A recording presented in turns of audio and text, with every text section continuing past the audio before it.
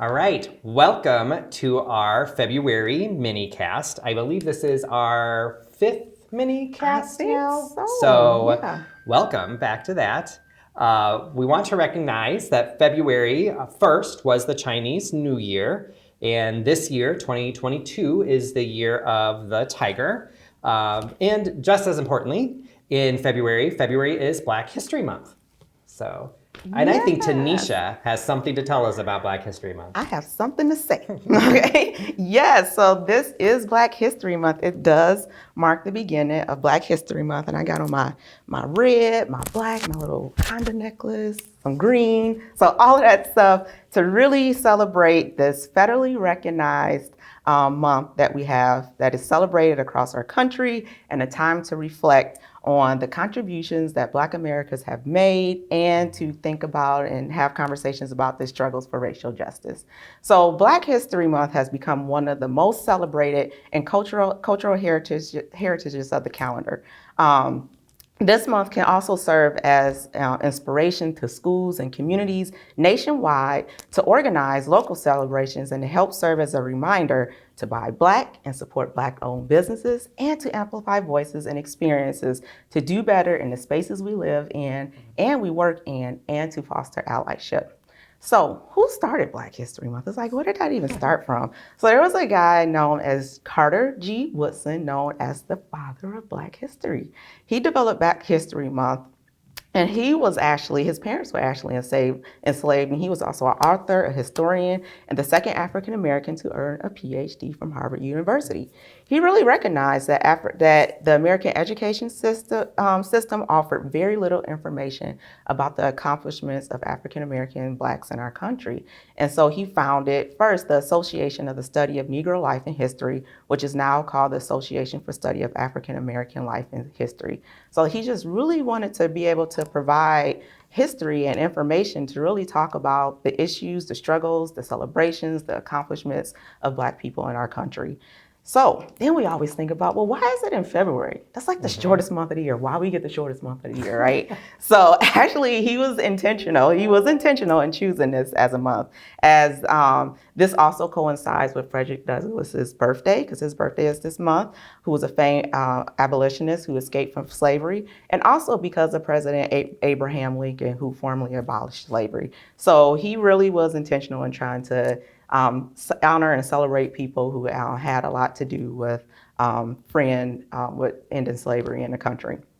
So also, February 1st is considered National Freedom Day, although it isn't actually a federally approved holiday or anything like that. It does celebrate the approval of the 13th Amendment, which abolished slavery in 1865. So again, just all of those things in mind when he thought of that. He just really wanted to have a month where all of those things could be celebrated.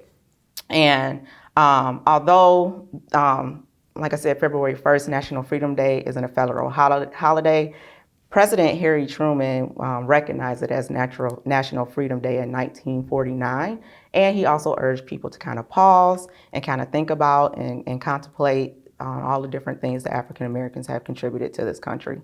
So some people may wonder, like, why is that even important? Why is it important to have Black History Month? Why do we even need to focus on that? So Woodson actually believed that it was very essential for young African Americans, young Black people, to understand and to be proud of their heritage.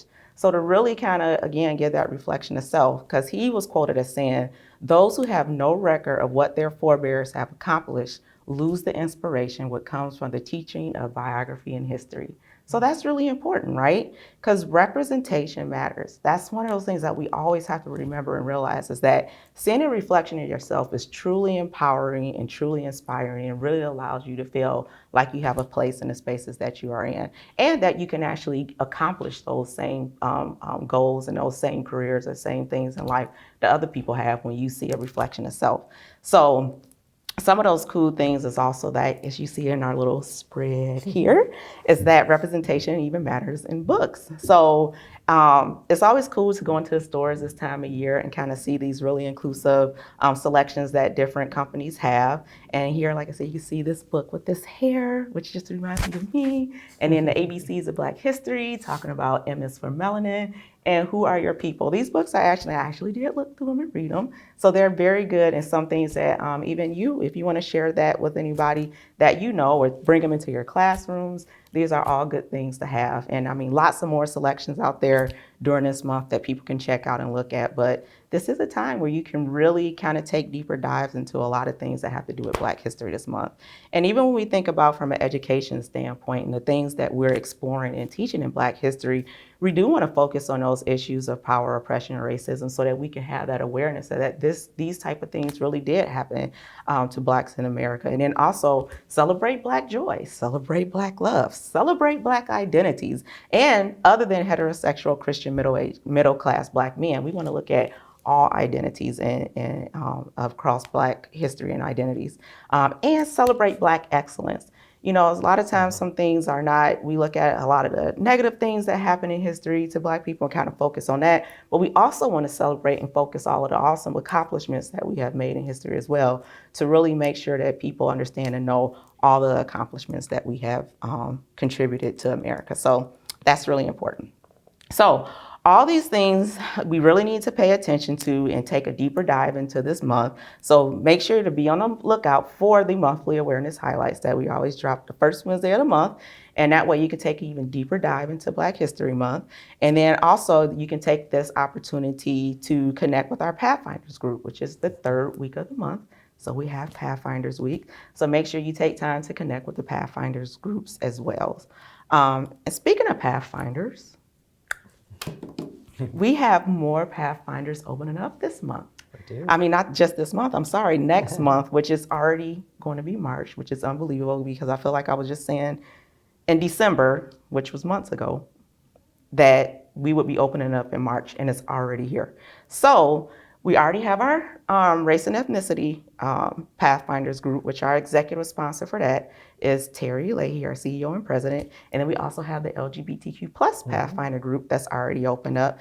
And our executive sponsor for that is Kim Ray. And then, so starting in March, we will open up the rest of our Pathfinder groups, and that is coming up fast because next month is going to be here sooner than we know it, especially with this being the shortest month of the year. But next month, we have 2 women's will open up, and Nancy will be our executive sponsor for that one. We also have abilities and neurodiversity that will open up next month, and we are pending an executive sponsor for that because we're looking for a special executive champion to sponsor that one. So that will be yet to come. So stay tuned for that. And in April, we will have environment, and Matt will be our executive sponsor for that. And mental health will be in May, and Jessica will be our executive sponsor for that. And then in July, we will have veterans, and Janet will be our executive sponsor for that group. And then we will have generations, and Chris will be our executive sponsor for that group. And those executive sponsors, you're probably like, well, why do you keep saying that? Executive sponsors are members of the executive team that help create more visibility, help support and create awareness for these groups, and really champion the topics and issues that they are working on in that group. So it's really important to have our executive team be a part of these groups. And the Pathfinder leaderships for each of these groups, those applications are open now. So you can apply, look at the different groups, find out which one speaks to you the most and which one you may want to lead. You can find all of that information in Ready App under the Diversity, Equity, Inclusion folder. So please make sure if any of these groups that I just talked about, you feel like you want to lead those, make sure you fill out your application and send those in so that we can have a conversation with you, interview, and see if you can take on that role. That role does come with a $2,000 a year recognition bonus that is paid out quarterly at $500. So that's something, because I really want to honor the work that you're doing. So I really think it's important to support you in that for the work that you're doing. So yeah, so that's kind of like the gist of all that I have right now. Well, that was really good. That is good. Yeah, it's a lot. That is good. And in honor of Black History Month, I just want to acknowledge and call out the Black Herstory that Tenecia has created for MyPath as our first director of DEI and really paving the way in the future of these initiatives here and in our company. And in that spirit, I did get you a little gift because Tenecia knows this about me. My love language is gifts.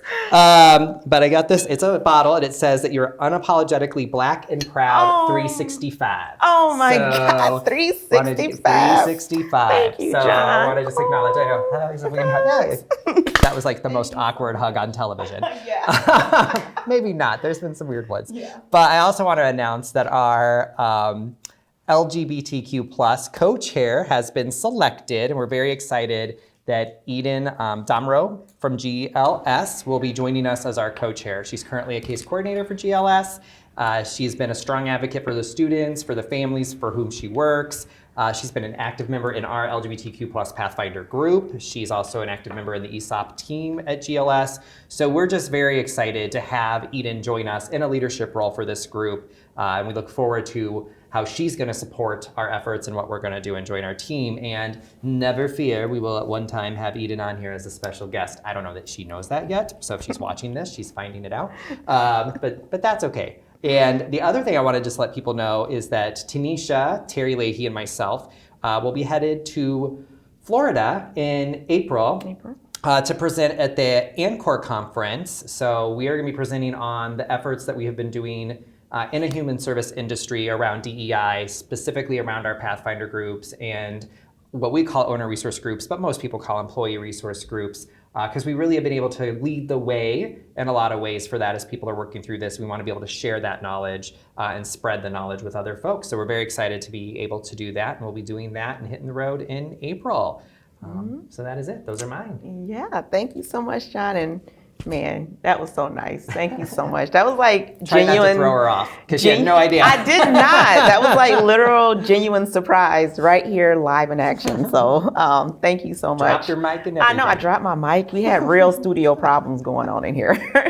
So yeah, that's all that we have for the month. So happy Black History Month, happy Chinese New Year, and we will definitely see you guys next month in March. But again, just one last thing, make sure if you want to apply for any of these groups and help lead the charge and provide change and drive DEI impact within MyPath, just go to the Ready app, find that application for Pathfinder Leadership, and I'll follow up from there. So see you next month. See you next month.